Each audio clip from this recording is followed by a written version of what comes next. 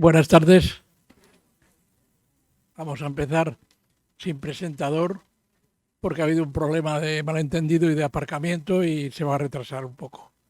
Esperemos que acabe llegando y es un poco también coincide con un día como hoy, que como sabéis hay manifestaciones, pero el Ateneo era el único día de todo el mes que tenía libre para poder hacer esta presentación. Así que hemos tenido que susto o muerte, que se dice siempre, ¿no? El libro que voy a presentar es un trabajo de muchos años y si me remonto al principio de este libro, tendríamos que hablar a lo mejor de 3 décadas. No es que haya estado las 3 décadas seguidas dedicadas a él, pero sí es cierto que todo el material que he ido recopilando a lo largo de todos estos años pues se ha introducido en una versión definitiva que recientemente pues he conseguido ya dar a la imprenta en medio de todo este otro problema que surgió con la pandemia. Es un tema que todos los días estamos leyendo en los medios de comunicación, viendo en la televisión, que es como el rayo que no cesa. Decía Pablo Neruda que el exilio es circular. Ya conocía él en ese momento a Darío Carmona, pero no sabía cómo iba a ser su vida, su existencia y cómo iba a ser protagonista también de ese exilio circular. Ahora lo estamos viendo con los que salen de su casa con lo puesto, a veces con una maleta, a veces solamente queda la maleta como recuerdo y desaparecen las personas, pero el exilio es algo que es, diría Miguel Hernández, el rayo que no cesa. Es algo que nos acompaña, que nos ha acompañado a lo largo de la historia. Yo en alguno de los últimos libros he sacado un poco la historia de los exilios. Se ha hablado del exilio y los españoles nos referimos al exilio de la guerra civil. Pero la verdad es que mirando para atrás, desde que el hombre es hombre y desde que está sobre esta tierra, pues no le ha quedado más remedio muchas veces que salir corriendo. O en unas ocasiones debido a problemas climatológicos, otro a problemas con la propia naturaleza, pero en forma de animales o de forma de sequías o forma de inundaciones, y otras veces en su lucha con el hombre, con su amigo, con su hermano, con su padre y a veces hasta con su hijo, que es lo que ocurre en este momento en Ucrania, donde no solamente están luchando hermanos o primos contra primos, sino también padres contra hijos. Y me explico. Resulta que la madre Rusia es hija de Ucrania. Es uno de los contrasentidos que hay en la vida. Rusia nace como consecuencia de los comienzos en Ucrania. Por lo tanto, los que están ahora luchando contra los ucranianos o ucranios, según se oiga algunos u otros, estos son hijos de los que en su día fundaron lo que es la Rusia eterna, la Rusia de siempre o la madre Rusia. Y esto ha pasado en todos los países y esto ha pasado también en una época mucho más cercana y que los españoles conocemos muy de cerca, como es la época del exilio del 39. En el exilio del 39 salieron medio millón más, un poco más de medio millón de personas, salieron de las fronteras, sobre todo de las fronteras del Pirineo, con destino a Francia en principio. Nos parecía una cantidad desorbitada. Siempre que lo escuchamos decimos, ¿qué cantidad de gente pudo salir? ¿Dónde entró luego toda esa gente? ¿Cómo la atendieron o mal atendieron? ¿Cómo la recibieron? Bueno, pues ahora estamos viendo que en muy pocos días más de 1 millón de personas, ya se va aproximando a los 2 millones y seguramente a un ritmo de 100 y pico mil diarios, pues multiplicaremos por muchos las cantidades de que aquellos tiempos nos parecieron horripilantes y que además se han mantenido durante muchísimos años. Porque no solamente es un exilio rápido, urgente, perentorio, sino que es un exilio también a lo mejor para toda la vida. Un exilio de trasterrados, un exilio de gente que busca otro lugar donde comenzar para no morir y otro lugar donde morir al final, o como en el caso ya de Darío Carmona, en ese exilio circular que hablaba Pablo Neruda. Y ahora lo explicaremos. ¿Cómo conocí yo a Darío Carmona? Lógicamente no le conocí. Murió precisamente cuando recuperábamos aquí la democracia, en tiempos de la transición. Darío Carmona tenía aproximadamente 4 años más, o 4 años menos que mi padre. Por lo tanto, es contemporáneo a todos nosotros. Pude haberle conocido perfectamente. Y sin embargo, yo no le conocí ni sabía nada de él hasta que un día, caminando por la Plaza de Armas en La Habana, pues me detuve, como es mi costumbre, en los puestos de libros antiguos que tienen allí, y encontré uno que se llamaba Prohibido la sombra, que me llamó la atención, no sé por qué, quizá por lo rústico, lo feo de su factura. Darío Carmona, no me sonaba para nada. Sin embargo, mirando la solapa, encontré una cosa que sí me llamó la atención. Nació en Santander en 1911. Yo pensé en principio, o bien es el Santander, uno de ellos, de arriba o de abajo de Colombia, o bien uno de los Santanderes que andan por México, o en fin, cualquier otro lugar menos Santander, España, porque yo le hubiera conocido, o por lo menos me hubiera sonado. Pues no, era de Santander, Santander.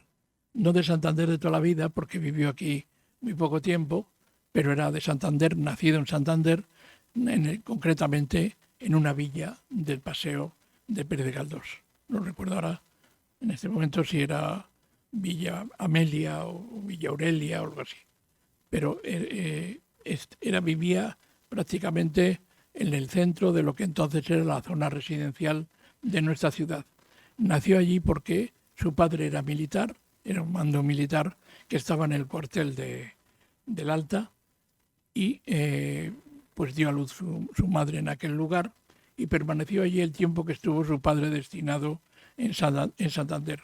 Pudo haber nacido en cualquier otro sitio porque luego hicieron un periplo por otros varios destinos, pero al principio pues quizás sea el único de la familia que nació en Santander, mientras sus hermanos que nacieron posteriormente ya lo hicieron cada uno en un lugar distinto. Creo que uno en Barcelona y no sé si otro en Málaga. Una hermana tenía también, que no sé si esa llegó a nacer antes de llegar él a Santander.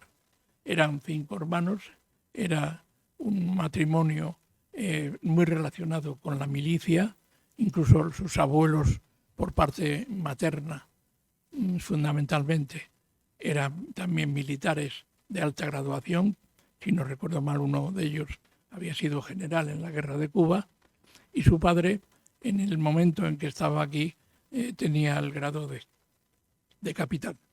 Daba, además, ya saben ustedes, los escuetos sueldos que tenían incluso los mandos militares, y por lo tanto los completaba dando clases en una academia que había entonces en la calle Santa Clara, donde iban muchos aspirantes que después iban a ser militares.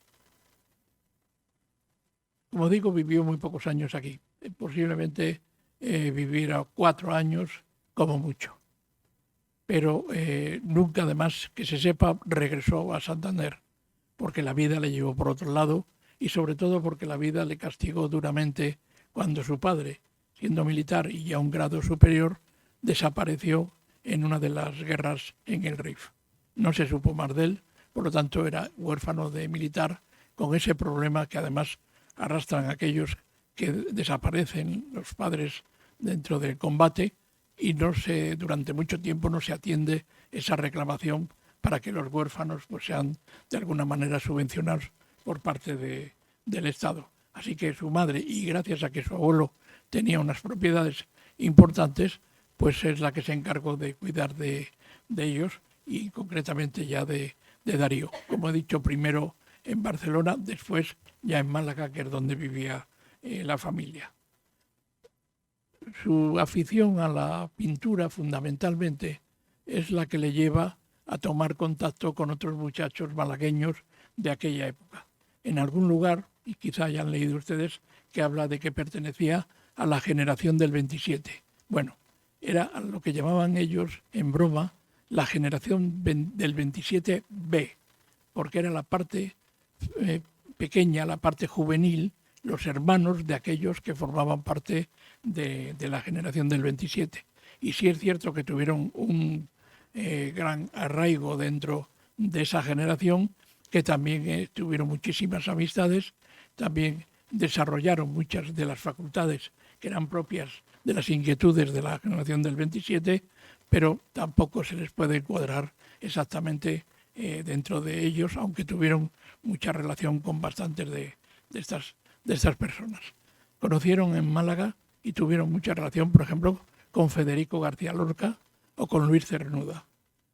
Eran quienes visitaban con más frecuencia a los chicos de la generación del 27B. Decían, de una manera graciosa, decía Darío Carmona, del grupito con el que se reunía de chicos de Málaga, que era pues un poco endeble, un poco blando, e incluso pensaban ellos que entre los que andaban por allí, que era Manolo Alto Laguirre, el poeta, uno de los que frecuentaban más a este grupo, que era homosexual. Y curiosamente, al cabo de un tiempo, se enteraron que no solamente Manolo Alto Laguirre no era homosexual, estuvo casado 2 veces con 2 mujeres distintas, sino que además realmente era el único que no era homosexual de ese grupo que ellos frecuentaban. Entonces era un mundo para ellos también contradictorio en muchos aspectos. Es una época de la vida de los poetas, de los artistas, que habría que estudiar a fondo, porque es una época de indefinición y, por ejemplo, donde están pensando en todo lo contrario de lo que luego van a ser o lo que van a ser los que están a su alrededor. Decía Luis Buñuel que no le gustaban nada a los surrealistas porque eran todos maricones, así con esas palabras, y por eso no quería saber nada con ese movimiento. Sin embargo, en cuanto les conoció, se hizo surrealista, lo cual no quiere decir que se hiciera maricón, pero sí que se hizo surrealista porque le parecía que era el movimiento que a él le interesaba. Curiosamente, Darío Carmona también estuvo en el movimiento surrealista en los primeros momentos como dibujante. Era un movimiento que atraía con mucha fuerza a la gente joven y por lo tanto encontró en Málaga una gran atención por parte de las gentes de la vida cultural, de los grupos culturales que eran muy importantes en la época del año 30. Allí hizo también otras amistades muy diversas y además prosperó en un aspecto que luego le sirvió a Darío Carmona, le sirvió para hacer muchas amistades. Era un hombre muy extrovertido, un hombre que enseguida conectaba con el resto de la gente y sobre todo conectaba lo mismo con hombres que con mujeres. Es más, revisando yo después para este libro de los atractivos que para él tenía la amistad de las gentes intelectuales, me encuentro que generalmente tenía amistad con gente muy importante. Por ejemplo, el caso de Pablo Neruda quizá sea el más importante, pero también está Rafael Alberti, por ejemplo, Salvador Allende, también, por ejemplo, de amistades enormes, en algunos casos fraternales como Pablo Neruda o Salvador Allende, pero también las mujeres tanto de Pablo Neruda, que fueron varias a lo largo de su vida, como de Salvador Allende y como de Rafael Alberti, mantuvieron una gran amistad con Darío Carmona. Sí que era un hombre en este sentido muy comunicativo y que no tenía ningún prurito de estar siempre con los hombres o estar siempre con las mujeres. Mantenían la misma amistad o incluso a veces más. Hace poco todavía hablaba yo con Aitana Alberti, que tuvo relación con él en Málaga en la última etapa y le recordaba con un cariño enorme, a pesar de que era mucho mayor él que ella y que apenas había conseguido hablar con él poco tiempo, porque realmente él dejó a Alberti en los años 30 en el París ya anterior a la guerra y después ya no supo nada prácticamente de la familia. Pero le recordaba con un gran cariño, sabiendo que era un hombre afable y que siempre estaba ahí. Solamente un hombre que se entregue así puede hacer lo que él hizo por Pablo Neruda, y aquí entramos en el libro que nos trae aquí. Ustedes habrán leído El pasajero fantasma del Winnipeg. Bueno, Winnipeg, además de una ciudad pequeña en Canadá, es también un barco que está en la memoria de todos los exiliados. Es el barco que traslada desde Francia, en los primeros momentos de la Primera Guerra Mundial, a un cargamento enorme de españoles con destino a Chile, merced a una gestión que hizo el nombrado cónsul general para España en ese momento, Pablo Neruda, que hizo que fueran, en algunos sitios se hizo 2.000, en otros 2.200, 2.400, y yo he llegado a ver la cifra de 2.500 y pico. Cifra imposible para un carguero como era aquel, que no podían caber más de 90 personas. ¿Cómo lo consiguieron? No lo sabremos nunca. ¿Cómo consiguieron que se sufragara esos gastos? Pues se va sabiendo poco a poco, porque salen los mantenedores económicos de este traslado. Chile les admitía, que ya era mucho, porque en aquel momento, quitando México, no hubo país americano que admitiera en bloque a muchísima gente que les llegara de la España derrotada. Sin embargo, había que pagar el viaje. Era un viaje costoso, y un viaje que recibió ayudas de instituciones benéficas. En un caso se sabe que una de las que más aportaron fueron los cuáqueros, que es para nosotros una secta muy desconocida en nuestro país, del trabajo que han desarrollado de tipo benéfico, sobre todo en épocas bélicas, porque son pacifistas. Por lo tanto primero entran como auxiliares médicos, auxiliares de farmacia en las guerras, con la condición de no combatir, o por otro lado porque intervienen para salvar muchísimas vidas dentro de los países que están en conflicto bélico. Ellos pagaron 1/3 de todos esos 2.500. También la masonería invirtió bastante dinero en ese viaje, y sabemos que muchos masones se incluyeron en este barco Winnipeg. También las centrales sindicales de Argentina y México se encargaron de sufragar muchos de los gastos, por no decir luego la acogida que en Chile dieron a las personas que allí llegaron. ¿Qué hacía en ese viaje Darío Carbona? Darío Carbona había atravesado la frontera española, como tantos otros españoles. Había llegado a Francia con lo opuesto, no tenía ningún amigo, no sabemos cómo consiguió llegar a París. Miramos muchas veces en la lista que hay de dibujantes y pintores, entre los cuales, por ejemplo, estaba Antonio Quirós y otros cántabros que había en los campos de concentración, pero Darío no figura en ningún sitio. Estuvo escondido, utilizó sus artes de seducción entre las gentes para conseguir ayuda y finalmente llegar a París. Pues todo eso es posible, pero la verdad es que no hay ninguna noticia de cómo aparece Darío Carbona un día en París. Parece subiendo a la embajada española en París y hablando de la manera de conectarse con la gente que en ese momento pues está trabajando por salvar a personas de los campos de concentración.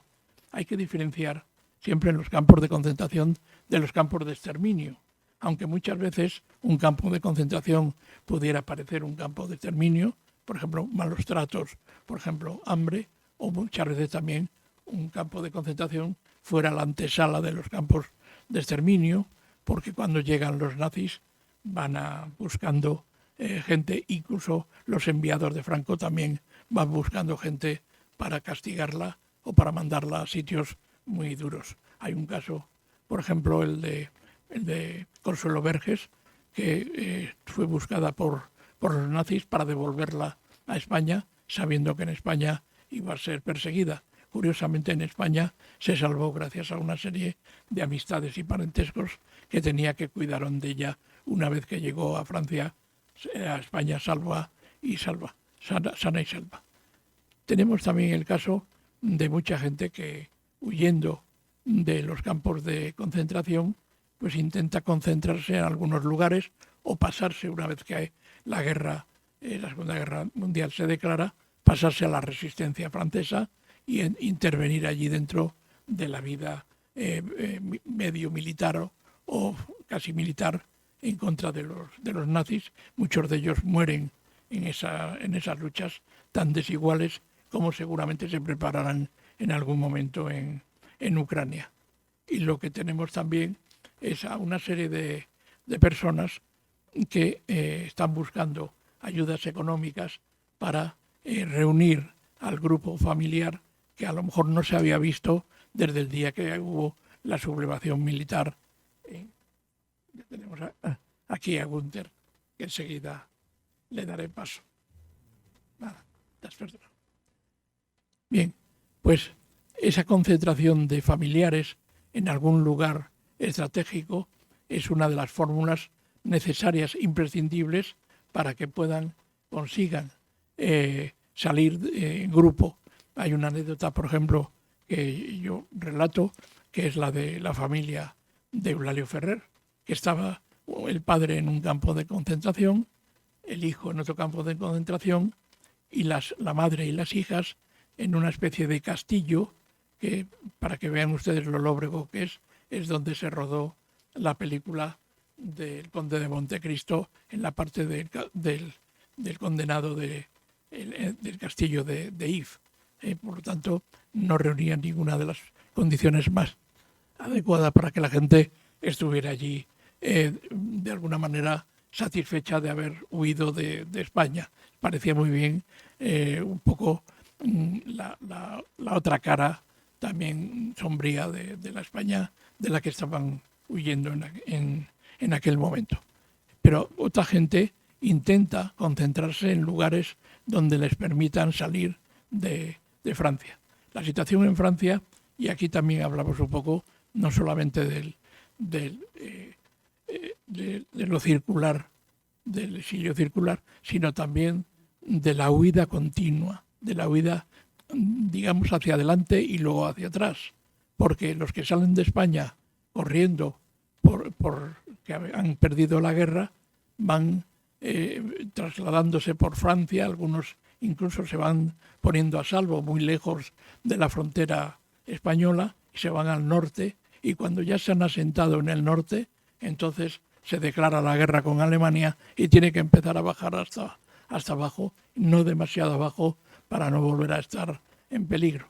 Los que consiguen trasladarse a América se consideran que están a salvo allí, por lo menos durante un tiempo. Nadie pensó que iba a ser tan largo, pero no sabían la paradoja de algunos países que, siendo liberales, democráticos, en el momento que ellos llegaron, pasando los años, se convierten en totalitarios porque se produce un golpe de Estado como el eco del golpe de Estado de España. Caso de Chile, de Pinochet, caso de los que fueron en el barco Winnipeg a Chile y que viven esa paradoja de que, en habiendo corrido y huido del lugar donde fueron expulsados, llegaron a un sitio donde al final volverán a ser expulsados por los correligionarios de los mismos que les expulsaron de España. Ese es uno de los graves problemas de estos exilios que son interminables. Sería también el exilio infinito para mucha gente, siempre huyendo,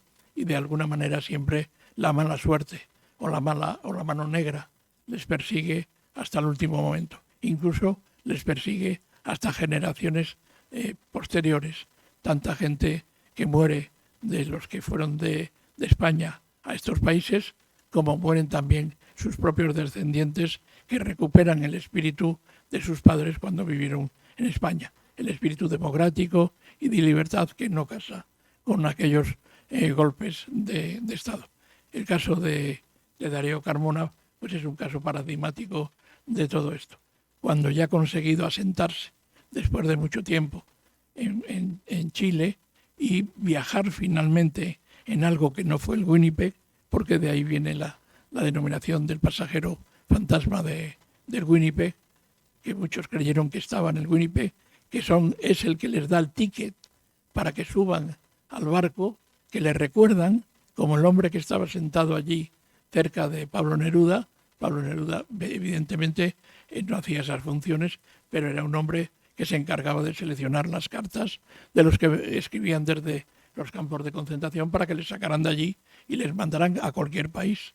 Bien, pues este hombre que estuvo hasta el último momento en el puerto de Trompeloup, al lado de Burdeos, este hombre dicen que subió en el Winnipeg, que preparó las actividades culturales que les recuerdan dentro de las actividades culturales que se realizaron durante el mes que duró la travesía a Chile, pero no fue en el Winnipeg.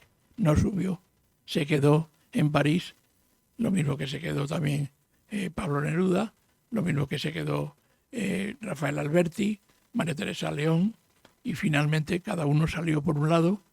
María Teresa y Alberti llegaron a la Argentina y Darío Carbona llegó primero a Estados Unidos, estuvo exiliado pero muy poco tiempo en casa de un matrimonio de acogida política, y después ya consiguió pasar a México con su mujer, porque en el tiempo de la guerra Darío Carbona había contraído matrimonio con una joven que había conocido, una joven madrileña, María del Carmen Cejudo, en unas condiciones un poco estrambóticas, pero que entonces eran bastante frecuentes. Darío estaba en el 5º regimiento y entonces el general del 5º regimiento les casó en un matrimonio civil. ¿Sirvió este matrimonio posteriormente para ser reconocido en España? Pues seguramente no. Seguramente se marcharon creyendo que estaban casados, pero no estaban casados. Pero eso pasó también con tanta gente que se casó por lo civil en España durante la República y la Guerra Civil, que no sirvió luego ese matrimonio. Es más, no sirvió tampoco ni siquiera los divorcios, tal forma que el que se había divorciado tenía que volver a la situación anterior con el cónyuge como si no hubiera pasado nada.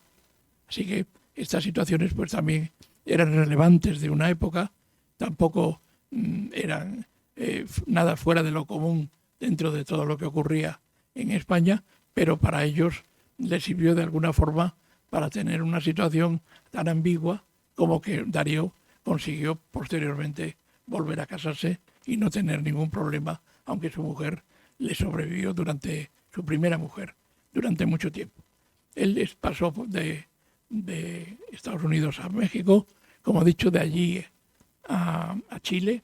México conoció a gran cantidad de gente que estaba cerca de Pablo Neruda, entonces en la embajada mexicana, pintores, artistas, poetas, en fin, lo más granado. Sin embargo, algo pasó que no estaba él a gusto en México y finalmente llegó a Chile.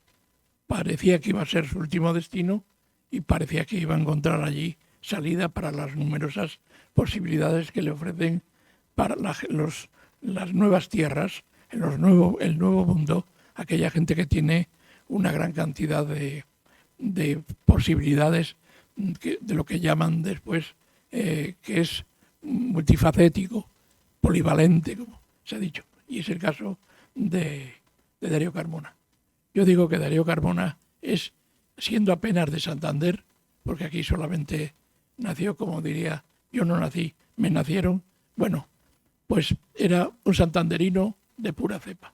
Ese santanderino que es especialista en todo y experto en nada, pues ese santanderino que es culo de mal asiento, no el santanderino de toda la vida, sino el que anda por el mundo y es de Santander, pero no es de todos los sitios y de ninguno.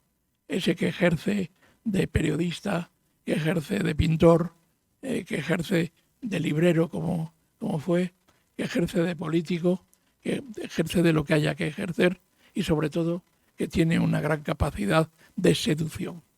Darío es un gran seductor que seduce, y para ser librero es una de las características también fundamentales de seducir a la clientela, sobre todo cuando la clientela es fundamentalmente femenina, que hay que utilizar unas artes que son casi mágicas.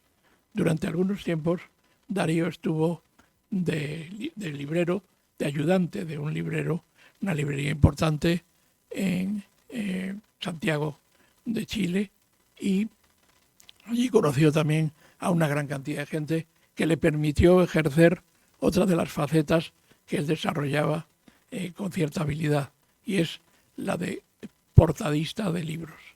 El librero tenía una editorial, la editorial editaba libros infantiles y él es el que hacía las portadas. Luego haremos unas proyecciones de un vídeo que apresuradamente hemos preparado con algunos ejemplos de la obra de Darío para que sea conocido no solo por mis palabras o por el libro, sino también para que vean ustedes el tipo de trabajo pictórico que realizaba.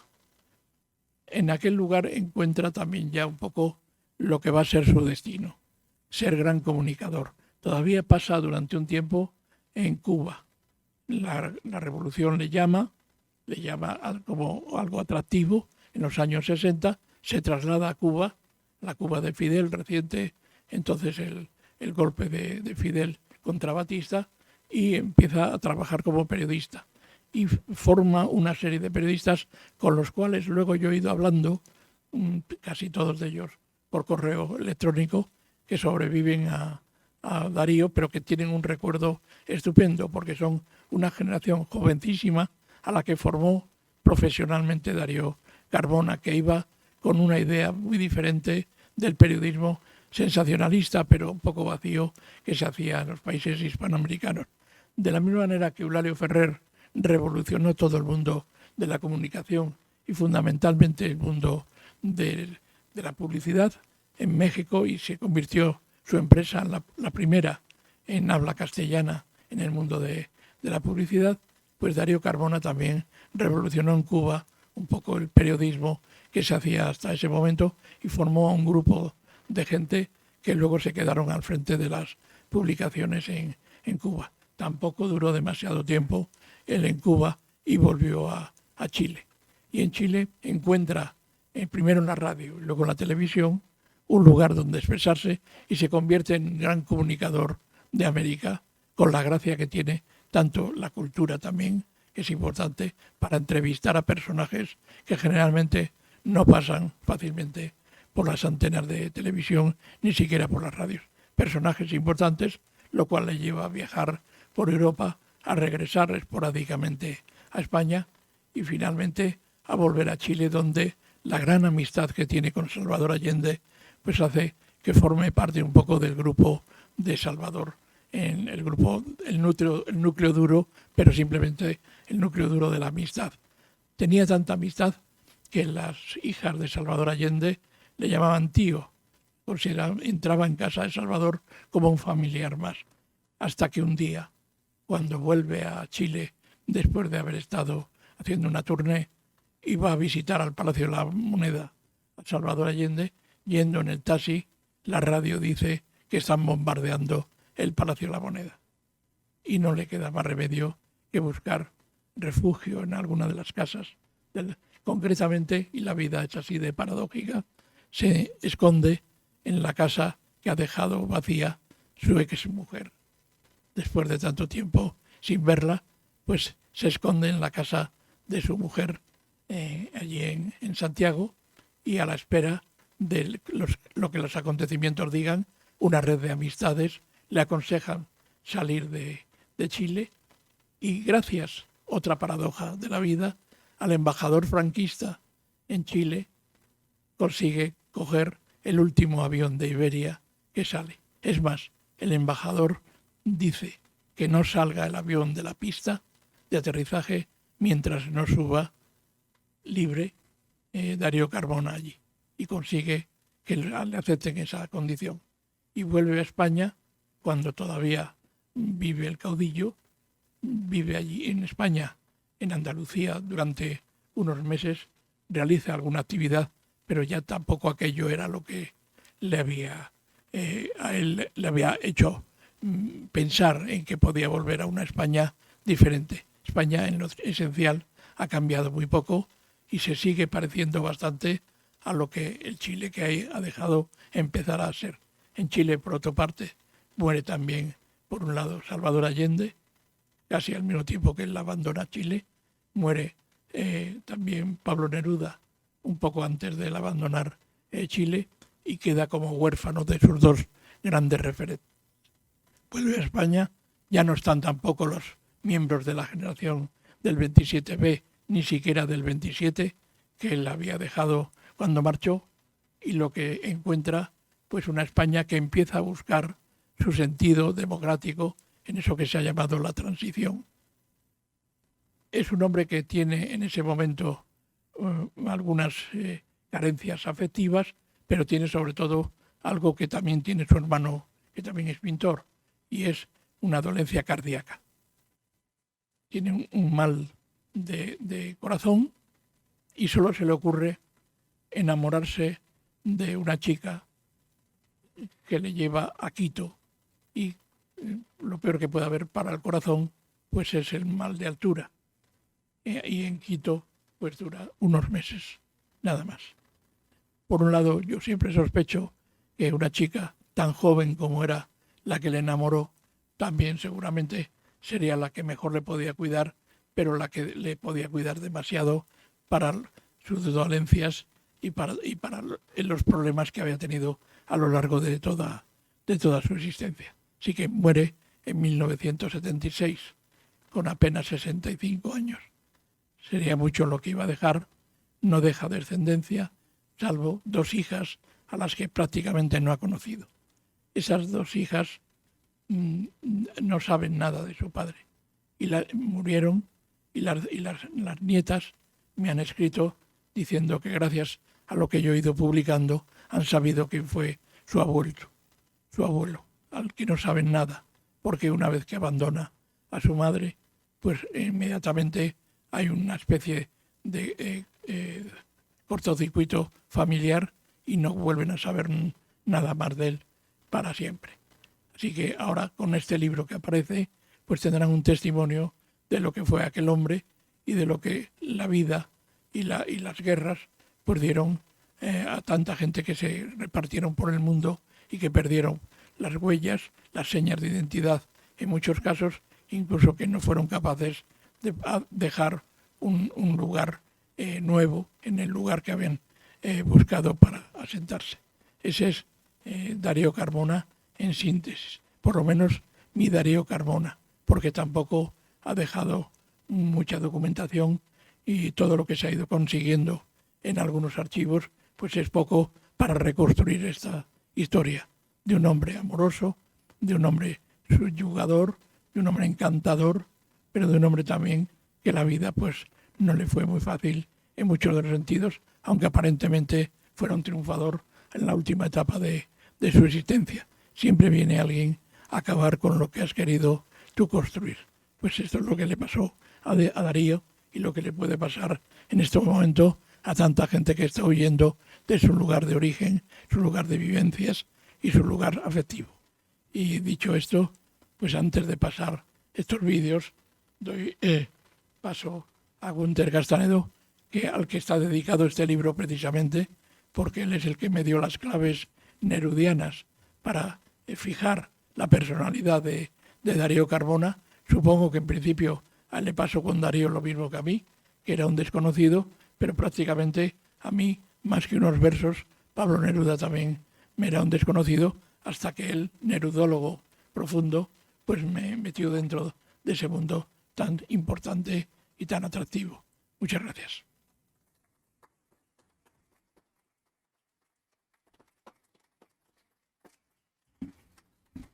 Buenas tardes. Y lo primero es disculparme ante José Ramón. Sí, disculparme porque yo creí que el acto era mañana. Lo curioso es que trabajo a 5 minutos de aquí, en esta misma manzana.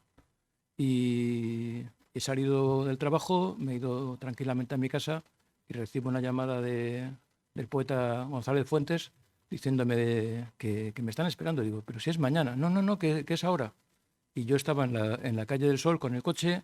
Bueno, Intento aparcar en la Plaza Pombo, está la manifestación del 8M, vivan las mujeres, por cierto, y bueno, esto es lo que me ha ocurrido.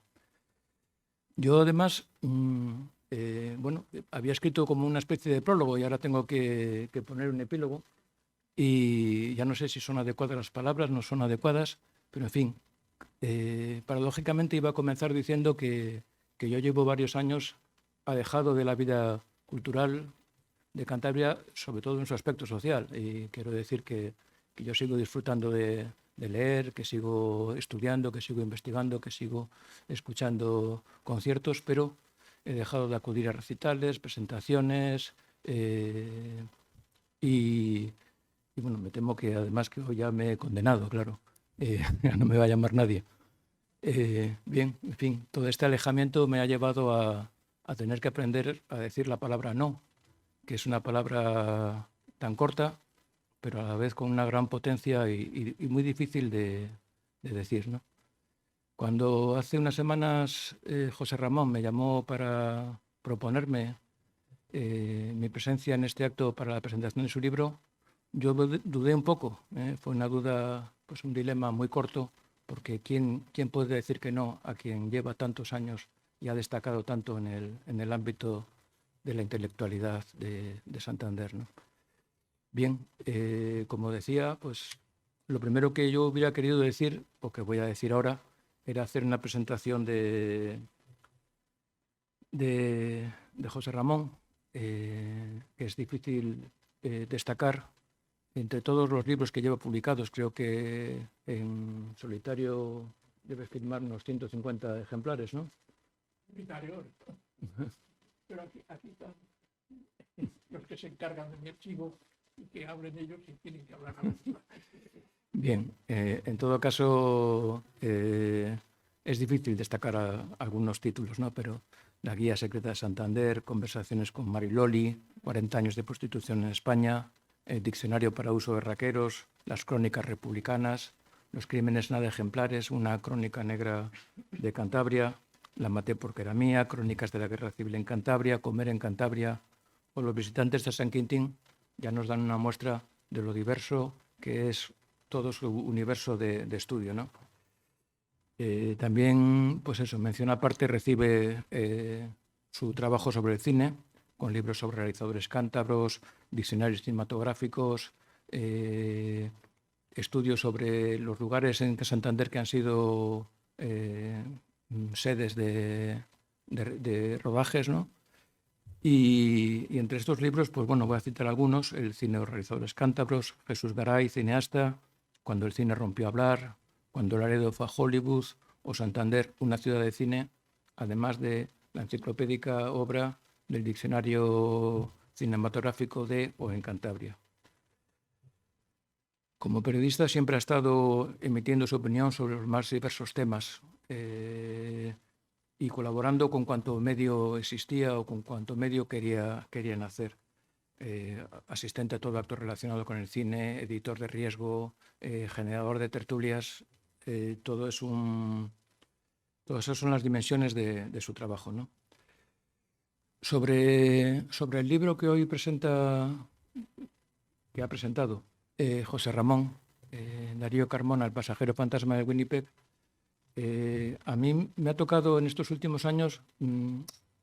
José Ramón se ponía en contacto conmigo, me preguntaba detalles sobre Winnipeg, sobre Darío, sobre otros personajes de Santander que fueron exiliados a Chile, y yo intentaba contestarle cuando podía, y siempre los únicos éxitos de mi trabajo era si habían tenido alguna relación con Pablo Neruda. Siempre pensé que el trabajo que estaba realizando José Ramón era un trabajo para algunos artículos que él había publicado en la prensa, y nunca, yo no conocía el anhelo de escribir este libro, ¿no? Y bueno, pues el libro, como ya se ha contado él, pues nos trae la historia de un ser extraordinario, ¿no? Darío Carmona, que estuvo relacionado con la más alta intelectualidad del siglo XX español, ¿no? El libro, una de las cosas que más me han gustado es que se puede leer como si fuera una crónica. quiero decir, no tienen notas y datos bibliográficos, las notas al pie famosas, ¿no?, que son tan caras a los investigadores. Y esto me parece un gran acierto porque si yo, por ejemplo, les digo a ustedes, en un lugar de La Mancha, de cuyo nombre no quiero acordarme, no mucho vivía un hidalgo caballero, un hidalgo. Esto nos trae por la prosa magnífica de Cervantes, ¿no? Si lo cogiera un erudito, probablemente el comienzo sería: en un lugar de La Mancha, nota 1. Son muchos los lugares de La Mancha que se disputan el honor de ser patria del Quijote. Y seguiría 4 o 5 líneas más hablando de esos sitios. De cuyo nombre no quiero acordarme, nota 2. Se han escrito ríos de tinta sobre los motivos de Cervantes para no querer acordarse de este lugar castellano y bla, bla, bla. Y seguiría, pues eso. No mucho vivía en Hidalgo, nota 3. Dícese de Hidalgo, estas notas alejan los textos del lector. Están bien, son, claro, yo todos los libros que escribo los escribo con miles de notas, pero es un hecho que es un libro dificultoso de leer en ese caso, ¿no? Bueno, en cuanto al tema central del libro, Darío Carmona y el Winnipeg, yo no sé qué habrás estado contando sobre eso, pero bueno, el asunto, yo conozco a Pablo Neruda y Neruda, cuando llegó a España en el año 34, estuvo en Barcelona, estuvo en Madrid, conoció a todos los poetas de la generación de 27, Federico, Rafael Alberti, Guillén, Miguel Hernández, y Pablo en España conoció la felicidad. Él en Chile ya estaba reconocido, pero no era un reconocimiento internacional. Sus siguientes años habían sido en el continente asiático, en Buenos Aires. Todavía no había llegado a tener esa fama y ese sentimiento de hermandad que encontró en España. En España, además, Pablo, no voy a hablar de conversión ideológica porque él ya era un poeta social, pero Pablo toma partido por la República y toma partido por el Partido Comunista, posiblemente influenciado por Delia del Carril, que fue la que sería su segunda esposa y a la que conoció aquí en España, y posiblemente también por Rafael Alberti, que fue su gran amigo. Y por supuesto por los hechos de la propia guerra que le enseñaron los horrores de la Guerra Civil Española. En el 36, Chile cierra su consulado, él abandona España, va a París, regresa fugazmente para el Congreso de Intelectuales Antifascistas y después él va a Santiago de Chile, donde pues fundó la Alianza de Intelectuales, y aquellos años, el 37 y 38, fueron años en los que se preparaban las elecciones y en Chile nace un Frente Popular al modo del Frente Popular Español. Neruda participa como jefe de prensa del Partido Radical, que el Partido Radical era un partido de izquierda, y el Frente Popular en Chile ganó las elecciones y, por tanto, el candidato del Frente Popular era don Pedro Aguirre Cerda, bueno, cuando toma la posesión de la presidencia, digamos que premia a Neruda con un cargo consular y le manda a España, le manda a París para que se encargue de la emigración de los españoles en los campos de concentración. Neruda llegó a París en el año 39. La embajada le recibe hostilmente porque, aunque el gobierno en Chile es de Frente Popular, la embajada sigue siendo, como él decía, una cohorte de fascistas. Y cuenta en sus memorias que le ponen en un despacho en la última planta y que los funcionarios pues se reían cuando veían llegar a los españoles cojeando o enfermos y teniendo que subir penosamente las escaleras. Darío Carmona ya lo ha explicado, me imagino, José Ramón, que fue como el secretario de Neruda, que se encargó de hacer muchas de las gestiones que eran necesarias. En todo caso, el encargo que le hizo el gobierno chileno a Pablo era que llevara en torno a los 1.500 refugiados y le pidió que no fueran intelectuales. Ellos querían marineros, querían pescadores, querían leñadores, agricultores, quizá ingenieros, pero no rodearse de intelectuales. Y Neruda cumplió este encargo, digamos que al 80%. Llevó fundamentalmente trabajadores manuales, pero también llevó gente del mundo de las letras y del mundo de la pintura. Muchos de los españoles que fueron a Chile después contribuyeron maravillosamente a engrandecer a la patria. Estoy pensando concretamente en José Balmes, que fundó periódicos y fue una figura, una gran figura intelectual. Bueno, también otra de las peticiones que le hicieron fue que le llevara gente que fueran, además de trabajadores, que fueran honestos, que no tuvieran delitos de sangre. Y cuando estaba Pablo recogiendo aquellos españoles, la prensa chilena y los partidos de la derecha iniciaron lo que hoy se llamaría una fake news, ¿no? que era que Pablo estaba recogiendo a decenas de anarquistas y bandoleros que iban a llegar a Chile y que iban a arrasar con todo. Pedro Aguirre Cerda, por presiones políticas, le pidió a Pablo que detuviera el proceso que estaba haciendo, y se cuenta que Pablo se entrevistó con el ex lendakari vasco, creo que era Aguirre, ¿no? Aguirre. Y le dijo dramáticamente que no le quedaba más que hacer en la vida que coger una pistola y pegarse un tiro. Y Aguirre simpáticamente le dijo: ¿y por qué no coges un teléfono? Y así fue. Llamaron al ministro Abraham Ortega, que también fue una de las almas de la emigración española, y este le prometió que el proceso seguía adelante, y al final pues Pablo embarcó a casi 2.500 españoles. Hubo una cierta selección política. Se supone que los que habían perdido la guerra eran todos del bando republicano, pero hubo una cuota importante de socialistas, comunistas y muy pocos anarquistas, efectivamente. Bueno, en todo caso, les dieron una nueva vida en América. Y yo no sé si ahora es inevitable, también lo ha comentado José Ramón, que en estos momentos de guerra en Ucrania no pensemos también en aquella migración de los españoles, ¿no? Después de la Guerra Civil Española comenzó la Segunda Guerra Mundial. Ahora la guerra de Ucrania, yo espero,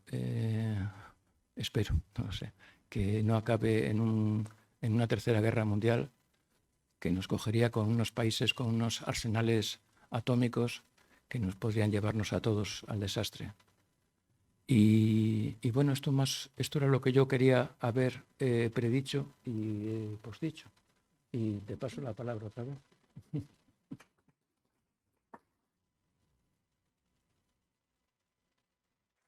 Bueno, vamos a ver estas imágenes que hemos seleccionado.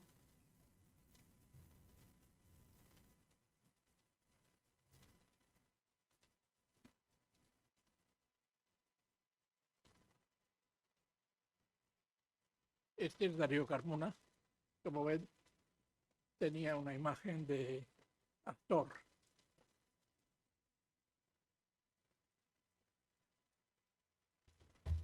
Aquí está con Luis Cernuda y Gerardo Cardona, y el hermano, Gerardo, el hermano pequeño, con el que Luis Cernuda tuvo algún romance. Málaga, el año 33. Aquí está con varios de la generación del 27B, entre los cuales estaba también Emilio Prados, que es otro de los que fueron al exilio, y Tomás García, que también fue al exilio, pero luego estuvo en la cárcel unos cuantos años y ha vivido bastante tiempo, ha sobrevivido a Darío Carmona muchos años. Curioso, en este libro, a medida que yo iba avanzando en él, iba conociendo gente y eran gente muy mayor, pero he tenido la suerte de que una parte de esos testigos han sobrevivido y algunos han llegado a los 100 años. Concretamente el último, Luis Azcárate, que conoció bastante a Darío y que hace poco cumplió los 100 años y murió al poco tiempo, pero he visto cómo moría en Cuba el hijo de Emiliano Barral, por ejemplo, también siendo muy mayor. He visto periodistas que han ido también falleciendo. Ha fallecido Eladio Ferrer, que no sé si le conoció o no, pero le publicó algunas de sus crónicas, y otra gente verdaderamente importante, pero que han durado mucho tiempo. Parece que ser personaje de mi novela les daba cierta longevidad, vamos a decir así.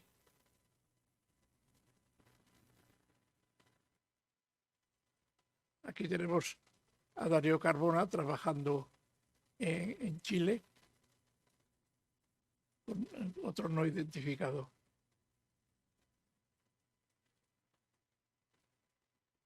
Y aquí ya regresado a España en el año 74, sí, Torremolinos 74. Poco antes de morir Franco, se reúne con los amigos de allí, pero no hay nadie ya de la época cuando él les dejó. Y creo que una de las que está ahí es Aitana Alberti, que había vuelto a España y con la que estuve yo no hace mucho tiempo.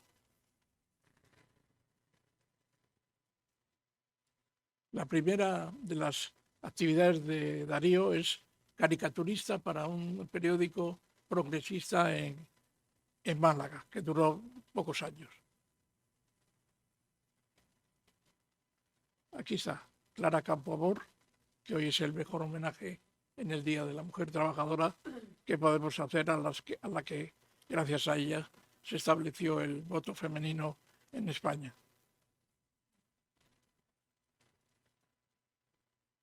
Otra caricatura de Darío, Ramón J. Sender, del que luego haría la edición de un libro en México, y veréis qué dibujos tan bonitos. Estos son la época de dibujos, entre el 30 y el 34. Es la época además en que está muy imbuido por el mundo surrealista. Conoce incluso a Salvador Dalí y a Gala y establece amistad con ellos en Málaga.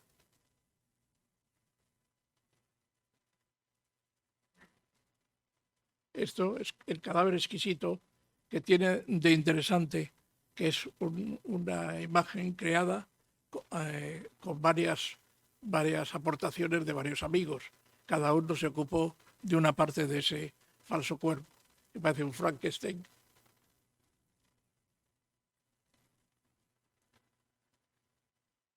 Es un dibujo de esos primeros años.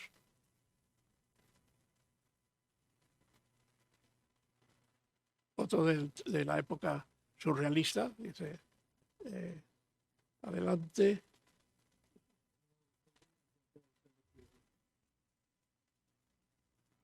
Un adolescente intenta desprenderse del cuerpo.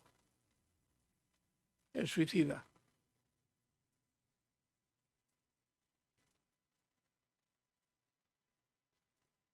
Es imposible andar por las calles. Una cosa también de tipo surrealista.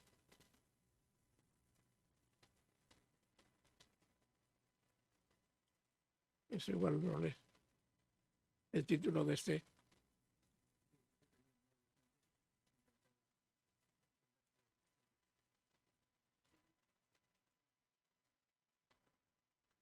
Es el mismo de antes.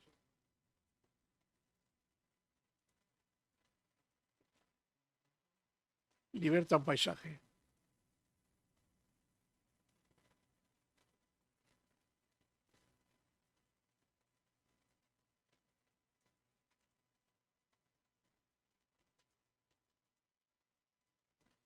Esta es la época de retratos, que viene a continuación. Es cuando marcha a Madrid y toma contacto ya con el grupo de artistas revolucionarios.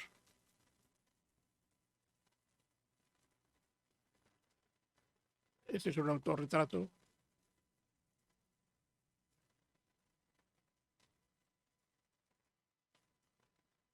Aquí ya lo que no sabemos quiénes son los personajes. La mayor parte de la obra de esa época se quedó en Madrid después de la guerra y seguramente lo harían desaparecer. De todas maneras, intervino en una exposición en Madrid y también tuvo por parte de los grupos de ultraderecha una gran oposición, incluso física.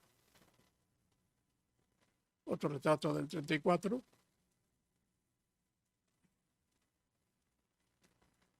También es del 34. No tienen título, por lo tanto no sabemos quiénes son.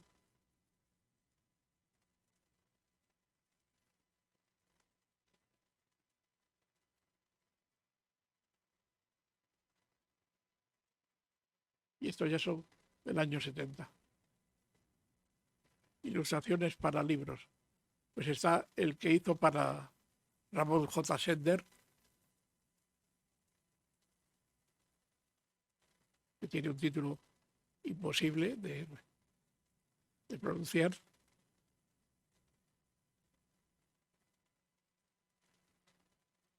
Basándose en la mitología mexicana o azteca, seguramente.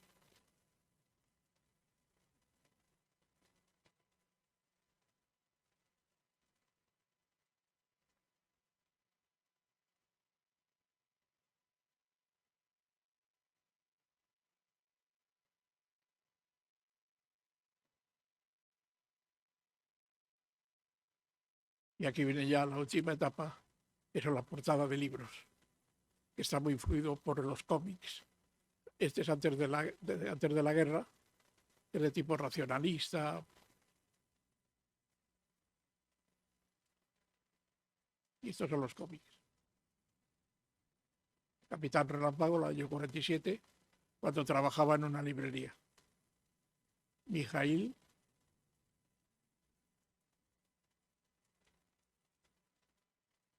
Los anteojos del doctor Olid.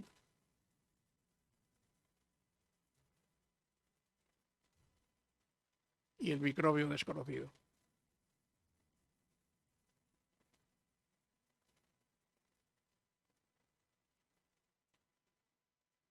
Bueno, pues esta es la selección. Hay muchos más, pero para que vieran ustedes un poco, conocieran la obra que hizo este hombre y que truncó la guerra civil como tantas otras cosas. Yo no sé cómo andaremos de tiempo ahora. 2 preguntas.